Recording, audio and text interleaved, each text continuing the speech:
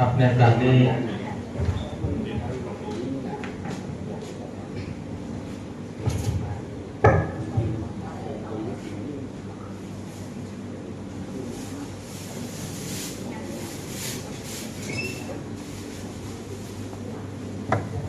กำลังรับติดตามนี้ไปขอเรียนเชิญทุกท่านได้โปรดตั้งใจกราบคำบูชาพระรัตนตรัยและสมาทานศีลโดยพร้อมเพรียงกันนะครับอิมินาสังกาเลนะพุทธังอภิปูชยามะอิมินาสังกาปูชยามะอะระหังสัมมาสัมพุทโธภควาพุทธังภควันตังอภิวาเทมิสวากขาโตภควตาธัมโมธัมมังนามัสสามิโฆสังฆังนะมามิวิสุงวิสุงรัตนตายาติสรณเนนะสหปัญจศีลานิยาจามะทุติยัมปิมะยังพันเตวิสุงวิสุงรัตนตายาติสรณเนนะสหปัญจศีลานิยาจามะตาติยัมปิมะยังพันเตวิสุงวิสุงรัตนตายาติสรณเนนะสหปัญจศีลานิยาจามะตัวตนลงสติขึ้นมาสงบด้วยกายวาจาและใจพร้อมที่จะน้อมรับศีลห้าในการสวดภาวะธรรมะอาวุธอาวุโสในวันนี้ที่พร้อมจะในวันนี้นะโมตัสสะภะคะวะโตอะระหะโตสัมมาสัมพุทธัสสะนะโม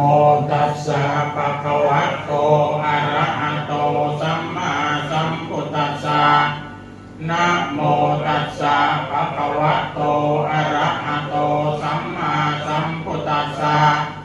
นะโมตัสสะภะคะวะโตอะระหะโตสัมมาสัมพุทธัสสะวารานิปฏิคันหาตุอัมหากังทีครตังนิตายะ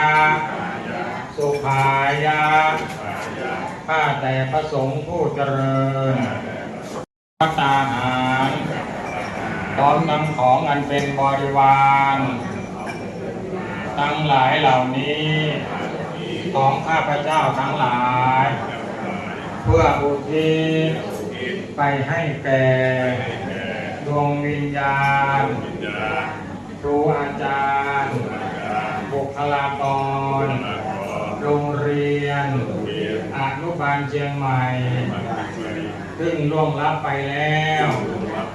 ขอให้ดวงวิญญาณของท่านเหล่านั้นทุกผู้ทุกคน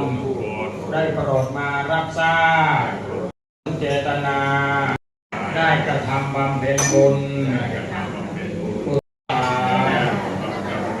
ตลอดกาลนานเถิดเชิญเข้าประเทศใส่ผ้าหนากันเปิดหน่อยถวายเลยครับ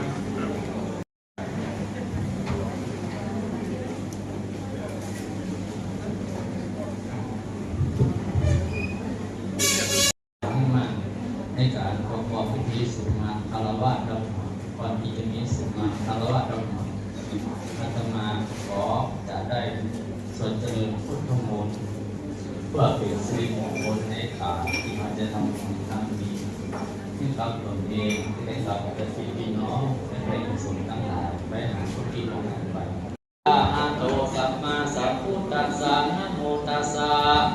ภะคะวะโตอะระหะโตสัมมาสัมพุทธัสสะอิติปิโสภะคะวะอะระหังสัมมาสัมพุทธัสสะอิติโกนะกาลิโกเอหิปัสสิโกภ ปานายิโกปัจจตังเวทิตังโววินโยหิติสุปฏิปันโนภะคะวะโตสาวกสัพพะโอสุปฏิปันโนภะคะวะโตสาวกสัพพะสามิจิปฏิปันโนภะคะวะโตสาวกสัพพะยันติกัญจักขาริปุริสายุคานิอัตตาปุริสปุคลา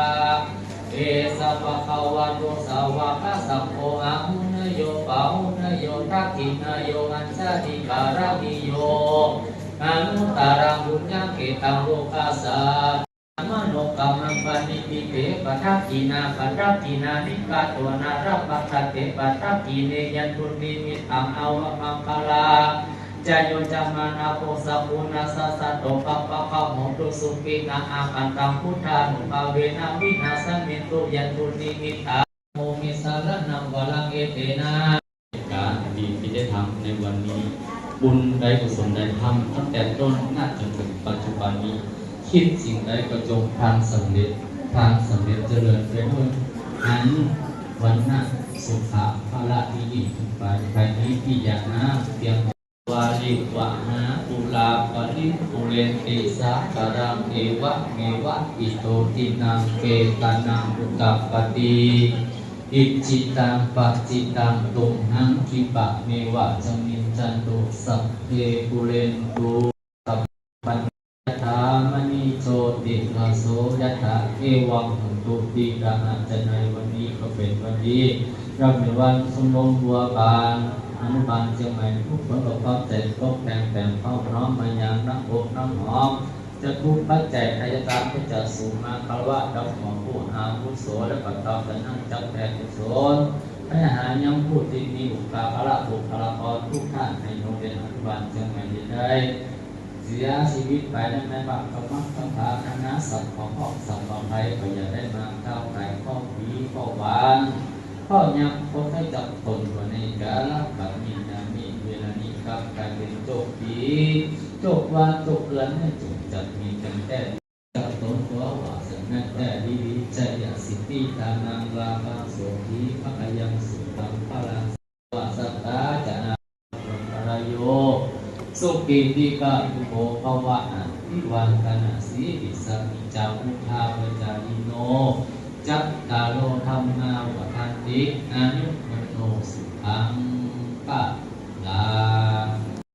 ทำบุญที่ส่วนกุศลให้กับครูบำนาญชมรมบัวบานอนุบาลเชียงใหม่ที่ได้ร่วมรับไปแล้วพิธีต่างๆไปแล้วนะเจ้าจบไปแล้วเจ้า